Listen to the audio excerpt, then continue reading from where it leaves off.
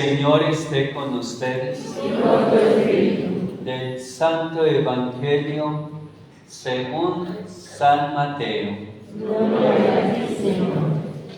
En aquel tiempo Jesús dijo a sus discípulos: no crean que he venido a abolir la ley o los profetas. No he venido a abolirlos, sino a darles plenitud. Yo les aseguro que antes se acabarán el cielo y la tierra que deje de cumplirse hasta la más pequeña letra o coma de la ley. Por lo tanto, el que quebrante uno de estos preceptos menores y enseñe eso a los hombres, será el menor en el reino de los cielos. Pero el que los cumpla y los enseñe, será grande en el reino de los cielos.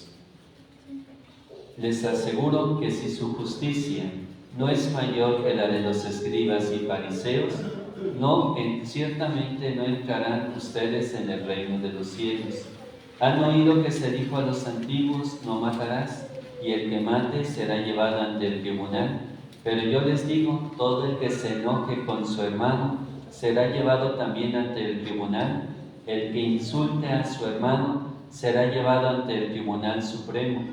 Y el que lo desprecie será llevado al fuego del lugar de castigo. Por lo tanto, si cuando vas a poner tu ofrenda sobre el altar, te acuerdas allí mismo de que tu hermano tiene alguna queja contra ti, deja tu ofrenda junto al altar y ve primero a reconciliarte con tu hermano, y vuelve luego a presentar tu ofrenda. Arréglate pronto con tu adversario mientras vas con él por el camino. No sea que te entregue al juez, el juez al policía y te metan a la cárcel. Te aseguro que no saldrás de allí hasta que hayas pagado el último centavo. También han oído que se dijo a los antiguos: no cometerás adulterio. Pero yo les digo que quien mire con malos deseos a una mujer ya cometió adulterio con ella en su corazón.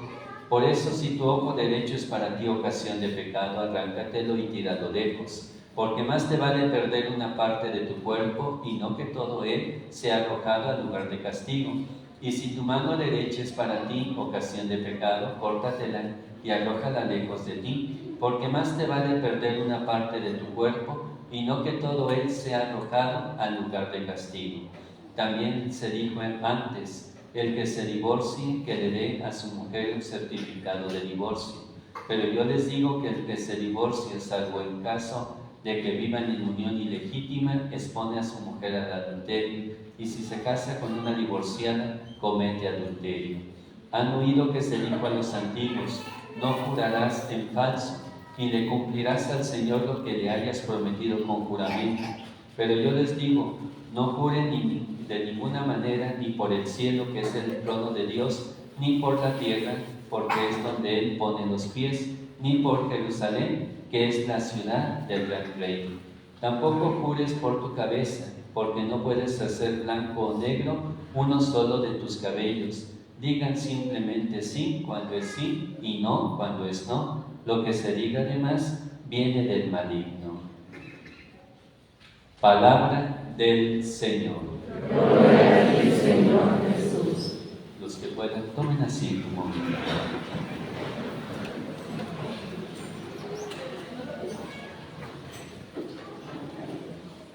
Nos encontramos ya en el sexto domingo del tiempo ordinario.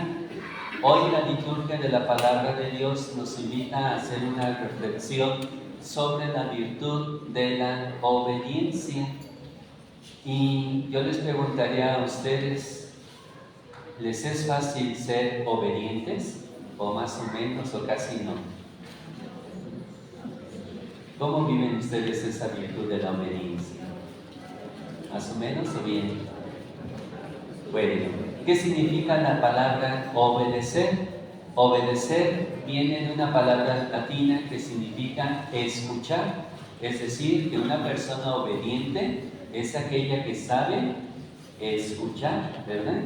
Y nosotros, ¿cómo podemos manifestarle a Dios que somos obedientes a Él? Pues preguntémonos si estamos atentos a la escucha de la voz de Dios.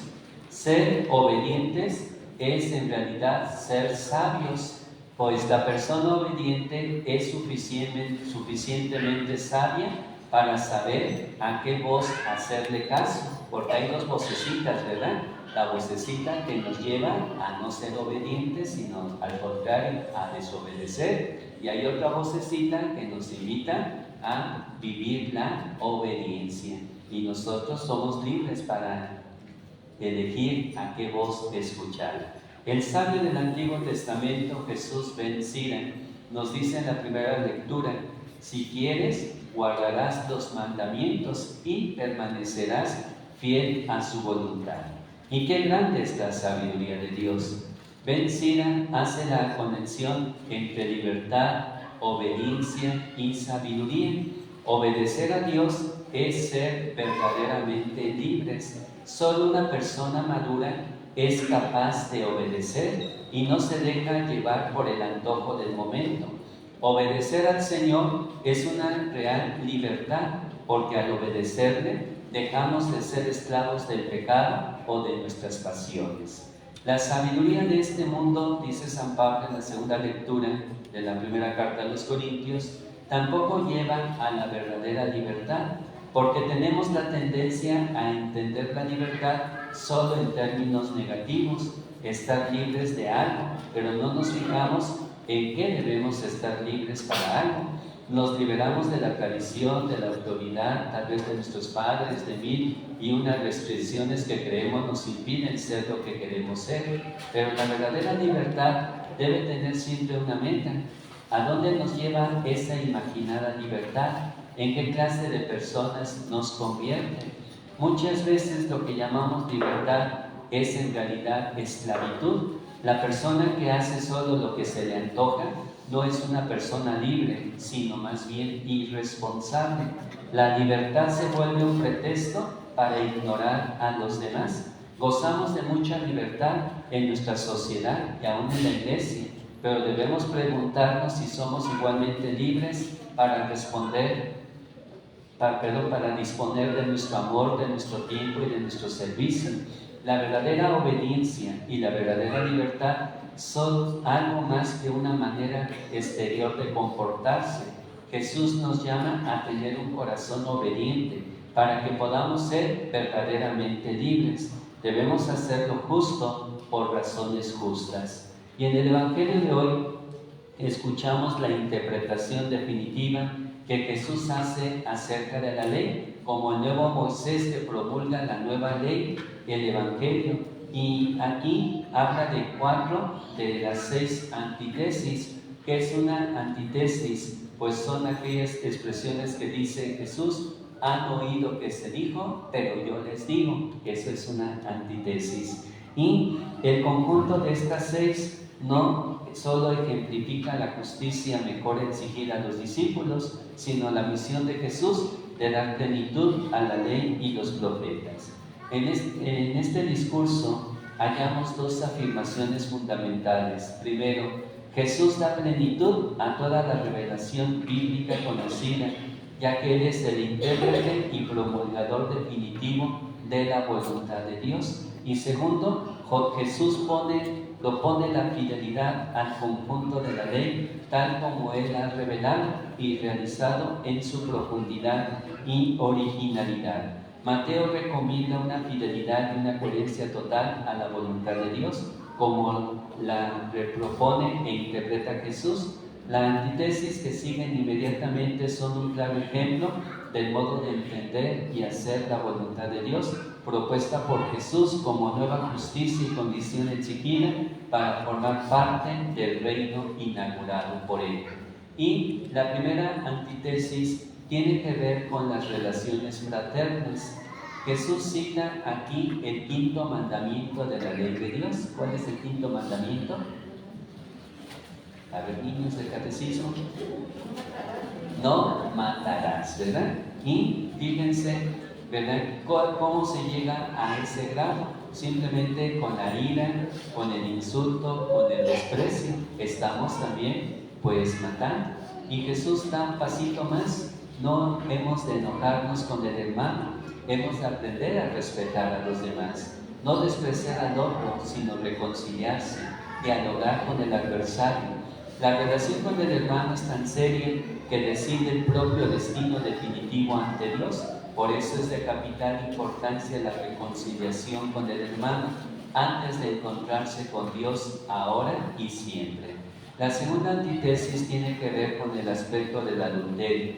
Jesús cita aquel mandamiento: no cometerás adulterio, ¿verdad? Que es el sexto mandamiento de la ley de Dios. Ahora se dice: no cometerás actos impuros. Y vemos pues que el Señor pide algo más. Ni siquiera mirar con malos deseos a una mujer. Ojos y manos son símbolos del deseo y de la acción respectivamente. Y Jesús nos pide conformar los deseos y las acciones de acuerdo con esta nueva ley del amor. La tercera antítesis alude al tema del divorcio. La ley de Moisés, o más exactamente una de sus interpretaciones, permitía al hombre separarse de su mujer dando un certificado de divorcio. Los motivos podrían ser hasta porque se le quemó la comida. Y Jesús en este texto defiende a la mujer y acusa también al hombre de adulterio cuando éste abandona o se separa de su esposa para casarse con otra. Cristo nos envía pues a vivir el amor, el respeto y la ayuda mutua para no caer en esta situación. Y la cuarta antítesis tiene que ver con el segundo mandamiento de la ley de Dios. ¿Cuál es? No tomarás o no jurarás en nombre de Dios en vano. Él nos dice que no juremos de ninguna manera, decir sí cuando es sí y no cuando es no. Lo que se diga además, dice, es del maligno. La llegada del reino inaugura un clima de seguridad que hace innecesario cualquier aval o juramento. Para el cristiano, el sí o no de los labios debe corresponder con el sí o no del corazón. Y Jesús enfoca sus palabras hasta el interior de la persona, hacia las intenciones y disposiciones interiores. Si los mandamientos son un don de Dios, hemos de saberlos guardar así como son. Dios nos renueva y nos purifica para que podamos cumplir su voluntad, es decir, sus mandamientos. Y esta obra que Dios realiza en los creyentes los hace rectos y sinceros, y esta rectitud y sinceridad los hace crecer en la observancia de los mandamientos. No se trata pues de un esfuerzo prometeico, sino de una apertura y cooperación a la obra de la gracia. Así cooperamos con el designio salvador de Dios y le ofrecemos un culto espiritual por toda la existencia. Jesús fue el hombre más libre de los seres humanos, y sin embargo, Él no se cansa de decir que Él vino a hacer la voluntad de su Padre. ¿En qué consiste hacer la voluntad del Padre? Él dirá, consiste en cumplir sus mandamientos. Y la libertad de Jesús se basa en la obediencia a la voluntad del Padre. Él mismo en diversas maneras lo dijo: yo no vine a hacer mi voluntad, sino la voluntad de mi Padre. Y esta es una sabiduría que hace mucha falta hoy en día en nuestros corazones. Hoy tendríamos que preguntarnos: ¿qué tanto conozco la voluntad de Dios? Que es otra manera de decir, ¿qué tanto conozco los mandamientos? ¿Y qué tanto me esfuerzo por ponerlos en práctica? Un hombre sabio es un hombre que practica los mandamientos, no solamente los predica, los practica, los vive y nos enseña a los demás, como dice hoy el Evangelio. Y qué importante es que nosotros adquiramos esa sabiduría y la transmitamos a los demás, para que cada uno pueda vivir conforme a la voluntad de Dios. Pidámosle al Señor en esta celebración eucarística que con sus enseñanzas y con el alimento de vida eterna que nos invita a participar, nos ayude a crecer en la disponibilidad a una obediencia semejante a la de Jesús, viviendo conforme a la voluntad de Dios, sabiendo que también nosotros somos hijos suyos y a la cual nos invita a vivir conforme a ella. Que el Señor así nos lo conceda.